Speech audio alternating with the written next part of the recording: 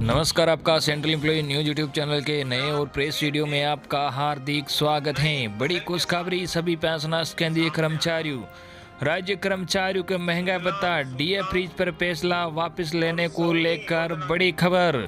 सभी पेंशनर्स व कर्मचारियों की सैलरी व पेंशन में बढ़ोतरी को लेकर बहुत ही बड़ी गुड न्यूज है।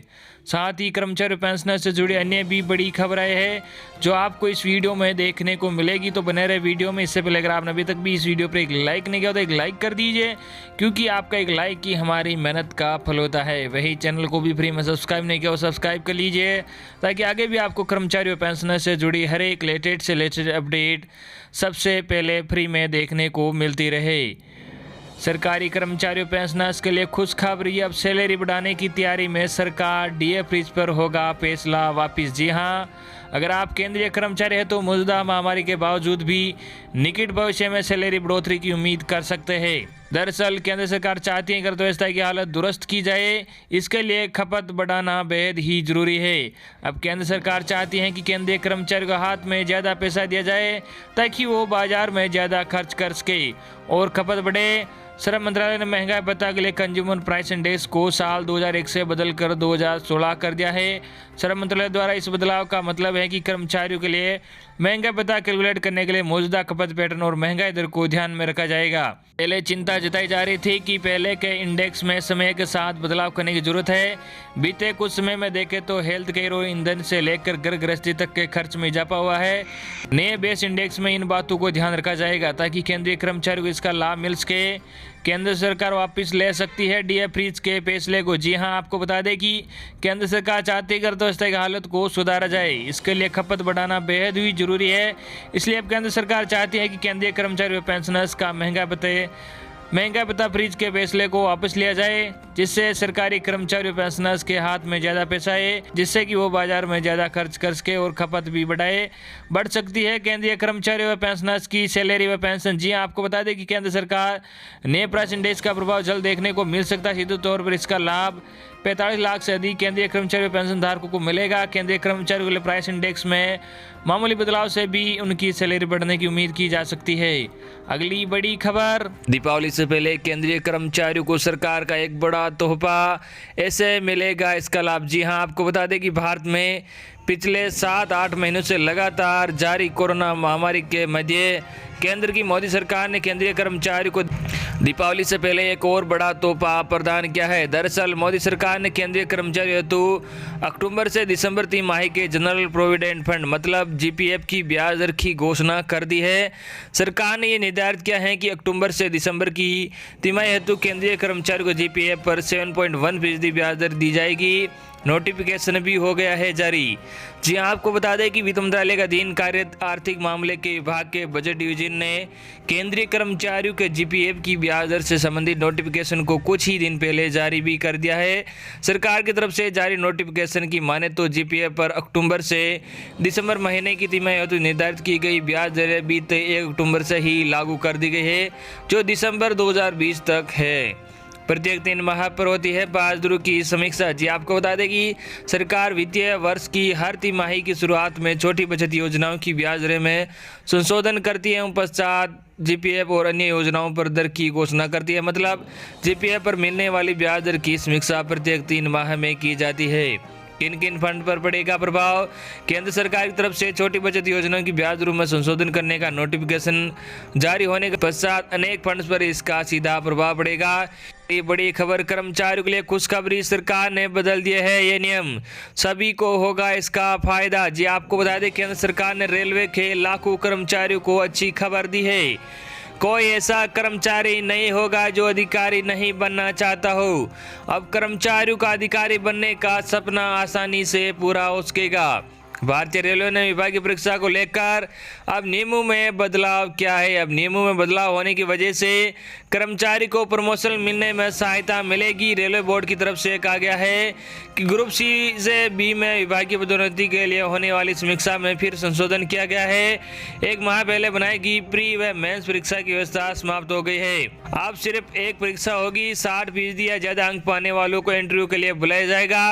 पहले सीमा 75% रखी गई थी। आसानी से अधिकारी बन सकेंगे रेलवे के कर्मचारी। जी हां, आपको बता दें नियमों में बदलाव के बाद 1 जनवरी 2021 के बाद खाली पदों के सापेक्ष होने वाली सीमित विभागीय 17 और 30% प्रतियोगिता परीक्षा में समान रूप से लागू की जाएगी। अब रेलवे कर्मचारी से आसानी से अधिकारी बन सकेंगे। विभागीय परीक्षा एक नंबर के 125 बहुविकल्पीय प्रश्न पूछे जाएंगे। हर गलत जवाब देने पर 1/3 अंक काट लिया जाएगा। इस प्रश्न में से 100 प्रश्न हल करना अनिवार्य होगा। रेलवे के कई जोन में पदोन्नति परीक्षाएं हो रही है। बोर्ड ने आगे कहा कि जहां लिखित परीक्षा हो चुकी है वहां इंटरव्यू जल्द पूरा करने के निर्देश दिए गए हैं। 70% की सीमित विभागीय प्रतियोगिता परीक्षा में ग्रुप सी के वरिष्ठ रेल कर्मचारी परीक्षक स्तर और 30% की परीक्षा में 4200 ग्रेड पे में 5 वर्ष की सेवा पूरी कर चुके ग्रुप सी के सभी कर्मचारी सम्मिलित होते हैं। सरकार ने केंद्रीय कर्मचारी को पहले ही दिया ये तोहफा। जी आपको बता दें सरकार की तरफ से केंद्रीय कर्मचारी को एलटीसी को लेकर एक और सुविधा प्रदान की है सरकार की तरफ से। इसके नियमों में बदलाव क्या है? अब इस स्कीम का फायदा लेने के लिए कर्मचारी कई सारी वस्तुओं और सेवाओं के बिल दे सकते हैं। केंद्रीय कर्मचारी को हर 4 साल पर लीव ट्रेवल कंसेशन फायदा मिलता है। इस बार सरकार की तरफ से कैश वाउचर स्कीम के तहत पेश किया गया है, जिससे कि बिना यात्रा के भी कर्मचारी स्कीम का लाभ पा सकेंगे। अगली बड़ी खबर, 2 लाख से ज्यादा कर्मचारी को तोहफा, 5 लाख तक का इलाज फ्री। जी हां, आपको बता दें कि दिवाली के मौके पर राज्य के लाखों कर्मचारी उनके परिजनों को कैशलेस इलाज की सौगात मिलेगी। राज्य के 2 लाख से ज्यादा कर्मचारियों को गोल्डन कार्ड बनाए जाएंगे। कर्मचारियों के 13 लाख परिजनों को भी आयुष्मान योजना से जोड़ा जाएगा, उनके भी गोल्डन कार्ड बनाए जाएंगे। नवंबर से गोल्ड कार्ड बनाने की प्रक्रिया शुरू हो जाएगी। जनवरी से कर्मचारी कैशलेस इलाज की सुविधा का लाभ भी उठा सकेंगे। आयुष्मान योजना का संचालन करने वाली स्टेट हेल्थ एजेंसी ने कर्मचारियों के लिए खास योजना बनाई है। योजना के तहत कर्मचारी को अनलिमिटेड कैशलेस इलाज की सुविधा मिलेगी। योजना में राज्य के सरकारी कर्मचारी, निगम और निकाय कर्मियों को शामिल किया गया है। इन्हें मामूली प्रीमियम पर कैशलेस इलाज की सुविधा दी जाएगी। कर्मचारियों को आयुष्मान योजना से जोड़ने का ऐलान काफ़ी पहले ही हो गया था, लेकिन कोरोना संकट की वजह से इनके गोल्डन कार्ड नहीं बन पाए थे। पिछले 1 महीने से कोरोना संक्रमण की स्थिति नियंत्रण में है, जिसके बाद अगले महीने से कर्मचारियों के गोल्डन कार्ड बनाने की प्रक्रिया शुरू कर दी है। नवंबर दिसंबर में गोल्डन कार्ड बनेंगे। अगले साल जनवरी से कर्मचारियों को आयुष्मान योजना के तहत इलाज मिलना शुरू हो जाएगा। योजना के तहत देश के कुल 22,000 अस्पतालों को शामिल किया गया है, जहाँ कर्मचारी व उनके परिजन अपनी सुविधा के अनुसार इलाज करा सकेंगे। आपको बता दें कि राज्य के कर्मचारी लंबे वक्त से सरकारी कर्मचारियों को आयुष्मान योजना के दायरे में लाने की मांग कर रहे थे। अब आयुष्मान योजना के तहत सरकारी कर्मचारी उनके परिजनों के भी गोल्डन कार्ड बनाए जाएंगे। जनवरी से इन्हें कैशलेस इलाज की सुविधा मिलने लगेगी। अगली बड़ी खबर, केंद्रीय कर्मचारियों को राहत पहुंचाने के लिए पेंशन से जुड़े हुए ये 3 बड़े फैसले। जी आपको बता दें केंद्र सरकार अपने कर्मचारियों को राहत पहुंचाने के लिए हर कदम उठा रही है, ताकि सरकारी कर्मचारी अपनी अधिकतम क्षमता के साथ काम में योगदान करने में सक्षम बन सके। जबकि सरकार ने यह भ्रष्टाचार या काम में खराब प्रदर्शन के प्रति कोई ढिलाई या उदारता नहीं बरतने की कई बार चेतावनी भी दी है, साथ ही साथ कार्रवाई भी की है। बीते कुछ समय में ही मोदी सरकार ने पेंशन से जुड़े 3 बड़े फैसले लिए हैं। पारिवारिक पेंशन के नियमों में किए गए बदलाव से वरिष्ठ नागरिकों, बेटियों और दिव्यांग बच्चों को राहत मिलेगी। केंद्र ने पारिवारिक पेंशन पाने के लिए तलाकशुदा बेटियों के लिए नियमों में ढील दे दी गई है और एक बेटी अब पारिवारिक पेंशन पाने की हकदार होगी, भले ही तलाक अंतिम रूप से हुआ न हो। लेकिन तलाक की याचिका उसके मृत माता पिता कर्मचारी पेंशन भोगी के जीवन काल के दौरान ही उसके द्वारा दायर की गई थी। पहले के नियम में किसी तलाकशुदा बेटी को पारिवारिक पेंशन के भुगतान का प्रावधान तभी था जब तलाक उसके मृत माता पिता कर्मचारी पेंशन भोगी या उसकी पत्नी या पति के जीवन काल के दौरान ही हो गया हो। नया नियम ने केवल पेंशन प्राप्त करने वाले व्यक्तियों के जीवन में सुगमता लाएगा, बल्कि तलाकशुदा बेटियों के लिए समाज में सम्मानजनक एवं समान अधिकार भी सुनिश्चित करेगा। वही किसी दिव्यांग शिशु या उसके भाई बहन को पारिवारिक पेंशन की मंजूरी के लिए भी पिछले महीने आदेश जारी कर दिए गए हैं। भले ही दिव्यांग प्रमाण पत्र पेंशन भोगी माता पिता की मृत्यु के बाद प्रस्तुत किया गया हो, लेकिन विकलांगता माता पिता की मृत्यु से पहले ही हो गई हो। इस प्रकार दिव्यांग पेंशन भोगियों के जीवन में सुगमता लाने के लिए सहायक के लिए परिचारक भत्ता भी 4,500 रुपये प्रति महीने से बढ़ाकर 6,700 रुपये कर दिया गया है। साथ ही पेंशन विभाग द्वारा डिजिटल जीवन प्रमाण पत्र के संबंध में सर्वाधिक उल्लेखनीय पहल की गई है। ऐसे वरिष्ठ नागरिकों को सामने आने वाली समस्या को ध्यान में रखते हुए जो सेवानिवृत्ति के बाद अपने बच्चों के साथ विदेशों में चले गए हैं और वहीं बस गए हैं, उनके लिए जीवन प्रमाण पत्र उपलब्ध कराने एवं पारिवारिक पेंशन आरंभ करने पर समय की निर्देशों पर परिपत्र लाया गया है, जिसके द्वारा संबंधित बैंक की विदेश स्थित शाखाओं तथा भारतीय दूतावास, वाणिज्यिक दूतावास, उच्चायोग को वही जीवन प्रमाण पत्र उपलब्ध कराने एवं पारिवारिक पेंशन आरंभ करने के निर्देश दे दिए गए हैं।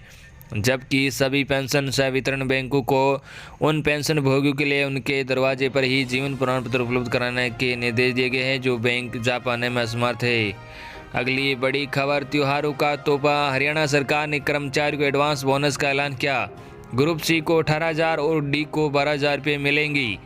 त्योहारों के मद्देनजर कर्मचारियों को इन दिनों बोनस का इंतजार है। इसी बीच हरियाणा सरकार ने इस बात का निर्णय लिया है कि राज्य सरकार के ग्रुप सी के कर्मचारियों को त्योहारों के मद्देनजर एडवांस बोनस के रूप में 18,000 रुपये और ग्रुप डी के कर्मचारियों को 12,000 रुपये दिया जाएगा।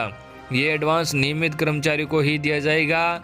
सरकार के इस फैसले के चलते इसके अंतर्गत राज्य सरकार के ग्रुप सी और ग्रुप डी के 2,29,631 नियमित कर्मचारियों को 3,86,00,000 से अधिक रुपये का फायदा होगा। मुख्यमंत्री मनोहर लाल ने इस प्रस्ताव को मंजूरी दे दी है।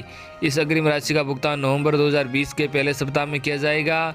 अग्रिम राशि ब्याज मुक्त होगी और अधिकतम 12 किस्तों में वसूल की जाएगी। अगली बड़ी खबर, कर्मचारियों को तोहफा, 7 वेतन आयोग से महंगाई भत्ता में बढ़ोतरी को लेकर आई बड़ी खबर, सरकार का ये ऐलान। जी आपको बता दें, केंद्रीय कर्मचारियों को देश की केंद्र सरकार ने इस दिवाली से पहले शानदार तोहफा दे दिया है।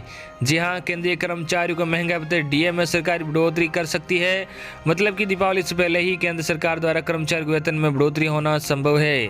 इसके लिए 22 अक्टूबर 2020 को भुगतान मूल्य सूचकांक मतलब कि सीपीआई इंडेक्स के बेस ईयर आधार वर्ष में बदलाव की घोषणा कर दी है।